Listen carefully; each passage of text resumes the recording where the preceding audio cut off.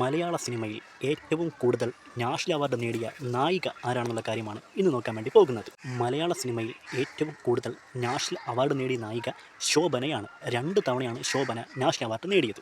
1993 Fazil direction ചെയ്ത മണിച്ചിത്രത്താഴ് എന്ന സിനിമയിലെ നാഗവല്ലി, ഗംഗ എന്നീ കഥാപാത്രങ്ങൾക്കാണ് ആദ്യമായി നാഷണൽ അവാർഡ് കിട്ടുന്നത്. 2002 ആക്ട്രസ് രേവതി ഡയറക്ഷൻ ചെയ്ത മിസ്റ്റർ മൈ ഫ്രണ്ട് എന്ന് പറഞ്ഞ ഒരു ഇംഗ്ലീഷ് ഡോക്യുമെൻ്ററി ഫിലിമിലെ പെർഫോമൻസിനാണ് രണ്ടാമതായി നാഷണൽ അവാർഡ് കിട്ടുന്നത്.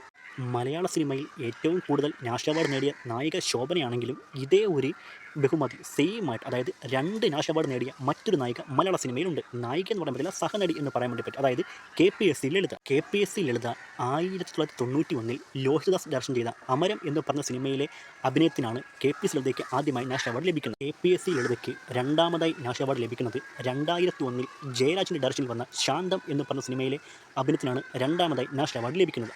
അപ്പോൾ മലയാള സിനിമയിൽ ഏറ്റവും കൂടുതൽ നാഷണൽ അവാർഡ് നേടിയ നായിക ശോഭനയാണെങ്കിലും ഒരു സഹനടിയായ KPSC ലളിതയ്ക്കും 2 തവണ നാഷണൽ അവാർഡ് നേടിയിട്ടുണ്ട്.